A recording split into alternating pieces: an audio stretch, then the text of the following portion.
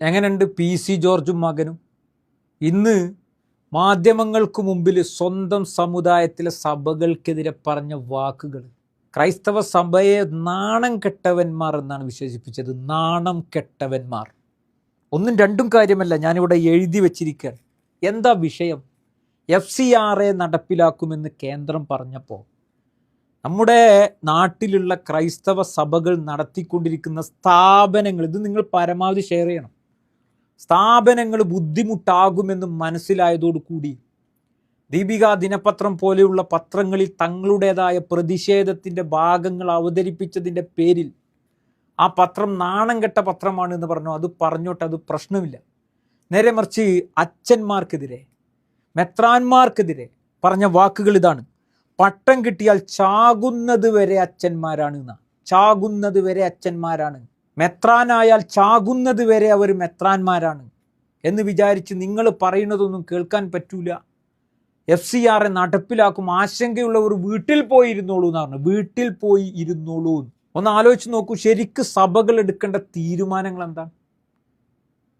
ഇത്രയും കാലം മുസ്ലിം സമുദായത്തിനെതിരെ PC ജോർജൊക്കെ നടത്തിക്കൊണ്ടിരുന്ന പരാമർശങ്ങളിൽ പലരും മൗനമായിരുന്നു. മൗനം മാത്രമല്ല, ബിഷപ്പുമാരൊക്കെ ലവ് ജിഹാദും ലാൻഡ് ജിഹാദും നാർക്കോട്ടിക് ജിഹാദും ആരോപിക്കുമ്പോൾ ഇവരൊക്കെ അത് ഏറ്റുപിടിച്ചിട്ട് അവസാനമായിട്ട് ഒരു മതവിഭാഗത്തിൽപ്പെട്ട ആളുകൾ മറ്റു മതവിഭാഗത്തിൽപ്പെട്ട പെൺകുട്ടികളെ വശീകരിക്കാൻ വേണ്ടി ചായയിലെന്തോ പൊടി കലക്കി കൊടുക്കുന്നു എന്ന് വർഗീയമായി കേരളത്തിൻ്റെ മണ്ണിൽ വന്ന് വർഗീയ വിഷം ചീറ്റിയതിനെ നമ്മൾ ചർച്ച ചെയ്തു. ഇപ്പോൾ അതേ ആളുകൾ, നിങ്ങളൊന്ന് ആലോചിച്ച് നോക്കൂ, അതേ ആളുകളിൽ നിന്ന് സ്വന്തം സമുദായത്തിലെ സഭകളുടെ മേലധ്യക്ഷന്മാർക്കോ സഭകൾക്കോ യാതൊരു വിധത്തിലുള്ള രക്ഷയുമില്ല എന്നുള്ളത് ബോധ്യപ്പെടുന്ന ഒരവസ്ഥയിലേക്ക് കാര്യങ്ങൾ എത്തിയിരിക്കുകയാണ് എന്നുള്ളതാണ്. PC ജോർജിൻ്റെ മകൻ പറഞ്ഞത്, നിങ്ങൾ ഞങ്ങൾക്ക് എതിരായാൽ, സഭ തീരുമാനിച്ചാൽ ഞങ്ങൾ നിങ്ങൾക്കും എതിരാവുന്ന. എന്ത് തീരുമാനമാണ്? സഭകൾ തമ്മിൽ പല പ്രശ്നങ്ങളും ഉണ്ടാവും. ശരിക്ക് നമുക്ക് പറയാനുള്ളത്, ഈ ഐക്യകണ്ഠേന തീരുമാനമെടുത്തുകൊണ്ട് നിലപാടിൽ ഉറച്ചു നിൽക്കാൻ ഈ ഒരവസരത്തിൽ സഭകൾ തയ്യാറാകേണ്ടതുണ്ട്. PC ജോർജിൻ്റെ മകൻ മറ്റൊരു കാര്യം പറഞ്ഞു. ഞാൻ എങ്ങനെയാണ് ദീപികയുടെ ഇത്തരം പരാമർശങ്ങൾ അമിത്ഷാ വായിച്ചാൽ എങ്ങനെയാണ് അമിത്ഷായുടെ അടുത്തേക്ക് ഞാൻ ചെല്ലുക, എങ്ങനെയാണ് ഞാൻ പോവുക, എങ്ങനെയാണ് അദ്ദേഹത്തിൻ്റെ മുഖത്ത് നോക്കുക എന്ന് സ്വാർത്ഥ താല്പര്യത്തോടു കൂടി ഷോൺ ജോർജ് പറയുമ്പോൾ ശരിക്കും ഈ ഷോൺ ജോർജൊക്കെ എന്താ മനസ്സിലാക്കേണ്ടത്? സ്വന്തം സഭകളിൽ ക്രൈസ്തവ മതത്തിൽപ്പെട്ട ആളുകൾ നടത്തുന്ന ധാരാളം സ്ഥാപനങ്ങളുണ്ട്. അവരെടുക്കേണ്ട നിലപാടതല്ലേ? ധാരാളം സ്ഥാപനങ്ങളുണ്ട്.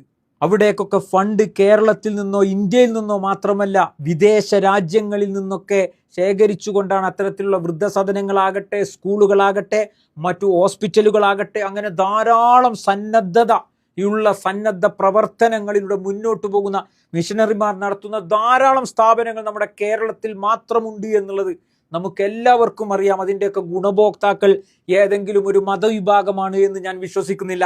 എല്ലാ മതവിഭാഗങ്ങളും അതിൻ്റെ ഗുണഭോക്താക്കളാണ്. അതിൻ്റെ ഒരു ഗുണം അനുഭവിക്കുന്ന ആളുകളാണ്. ആ നിലക്ക് അമിത്ഷായോടും പ്രധാനമന്ത്രി നരേന്ദ്രമോദിയോടും ചെന്നുകൊണ്ട് ഇവർ പറയേണ്ടത് എന്താ? ഞങ്ങൾക്ക് വിദേശത്ത് നിന്ന് ഇത്തരം സ്ഥാപനങ്ങൾ നടത്താൻ വേണ്ടി ഫണ്ട് തികയാതെ വരുമ്പോൾ വിദേശത്ത് നിന്നൊക്കെ എത്തുന്ന ഫണ്ടുകൾ ഉപയോഗിച്ചാണ് അത്തരം സ്ഥാപനങ്ങൾ നടന്നു പോകുന്നത്. അതിൻ്റെ പേരിൽ നിങ്ങൾ നിയന്ത്രണം ഏർപ്പെടുത്തിയാൽ വലിയ ആശങ്കയിലാണ് അത്തരം സ്ഥാപനം നടത്തിക്കൊണ്ടിരിക്കുന്ന സഭകളൊക്കെ ഉള്ളത്.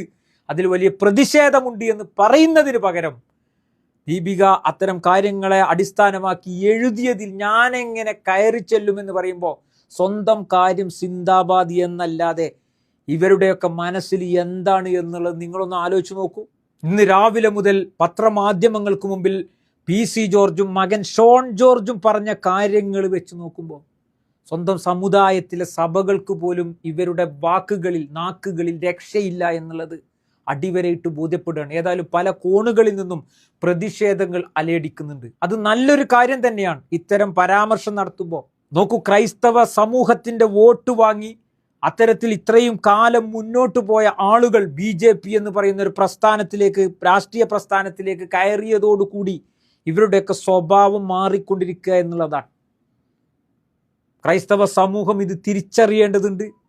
ഇവർക്കെതിരെ ശക്തമായ നിലപാട് സ്വീകരിക്കേണ്ടതുണ്ട്. തിരിച്ചറിഞ്ഞവർക്കെതിരെ ഒരു നിലപാടുണ്ടാവുമല്ലോ, ആ നിലപാട് സ്വീകരിക്കേണ്ടതുണ്ട് എന്നുള്ളതാണ് ഈ ഒരു അവസരത്തിൽ ഓർമ്മപ്പെടുത്താനുള്ളത്. മെത്രാന്മാർ ചാകുന്നത് വരെ മെത്രാന്മാരാണ്, പട്ടം കിട്ടിയാൽ അച്ഛന്മാർ ചാകുന്നത് വരെ അച്ഛന്മാരാണ് എന്ന് പറയുമ്പോൾ അച്ഛന്മാർ പിന്നെ ചാകുന്നത് വരെ പിന്നെ അച്ഛന്മാരല്ലാതെ നിങ്ങളൊന്ന് ആലോചിച്ച് നോക്കൂ, എന്താണ് ആ വാക്ക്, എങ്ങനെയാണ് ആ വാക്കിന്റെ അടിസ്ഥാനം എന്താണ്? മെത്രാന്മാർ ചാകുന്നത് വരെ മെത്രാന്മാരാണ് എന്ന് പറഞ്ഞാൽ പകുതി വൈക്കിട്ടിട്ട് ഈ പ്രവർത്തനങ്ങളെ ഒഴിവാക്കി പോകാൻ പറ്റുമോ?